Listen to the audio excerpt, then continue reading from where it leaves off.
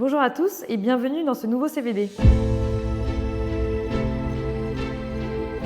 Commençons avec le contexte. Le mois d'octobre a été un mois très positif sur les marchés, mais un peu plus aux États-Unis. Pourquoi? Notamment parce que la saison des résultats met encore en avant les sociétés américaines qui sont plus portées par la technologie, parce que c'est un secteur plus important là-bas, et notamment le boom de l'intelligence artificielle se fait voir dans les résultats d'entreprise. En Europe, l'image est belle, grâce notamment à un secteur qui se réveille enfin, le luxe, qui est notamment un des secteurs qui est très représenté dans le CAC 40 français, l'indice français. Mais l'histoire est un peu moins belle, notamment parce qu'il y a d'autres secteurs qui fonctionnent un peu moins bien.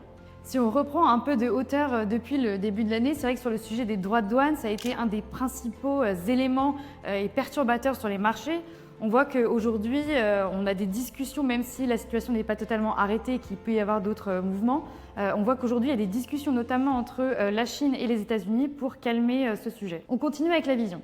C'est vrai que sur le sujet des droits de douane, on nous en a beaucoup parlé. Ça a été un des principaux moteurs de performance sur les marchés à la hausse comme à la baisse. Mais finalement, aujourd'hui, on regarde aussi les conséquences de ces droits de douane. On avait peur que, justement, avec la hausse des droits de douane, cela répercute sur l'inflation avec des prix à la hausse. Mais finalement, pour le moment, ce n'est pas le cas. On a une inflation qui est plus faible que prévu. Et donc, ces éléments-là sont pour le moment propices à un mouvement de baisse des taux de la Fed d'ici la fin de l'année. Du côté de la Banque centrale européenne, le travail est déjà fait parce qu'elle a déjà divisé ses taux par 2, passant de 4% à environ 2% aujourd'hui. Après, des histoires spécifiques s'écrivent actuellement, et notamment à l'Assemblée nationale française, parce que le coût de financement de la France pourrait évoluer à la hausse comme à la baisse très fortement en fonction des décisions qui seront prises pour notre pays.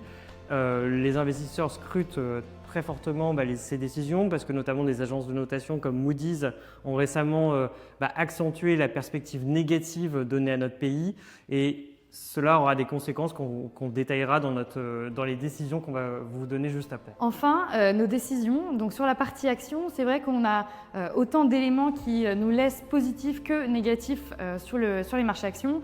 Positif, tout d'abord, on a des croissances bénéficiaires qui sont positives sur les résultats. Pour le moment, 86% des entreprises américaines ont publié leurs résultats et affichent de bonnes dynamiques. On a également une croissance mondiale qui tient et des méga tendances qui devraient perdurer à l'avenir. Sur les points négatifs, on prête attention aux niveaux de valorisation qui sont au-dessus des moyennes historiques et des éléments de volatilité, comme par exemple des annonces de Donald Trump qui pourraient venir perturber les marchés. Du côté de la France, un petit focus.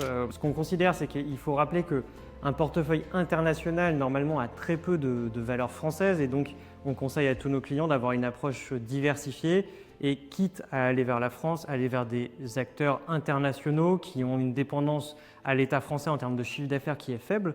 Et au niveau des obligations, plutôt privilégier des obligations d'émetteurs français, mais plutôt des entreprises plutôt que des États.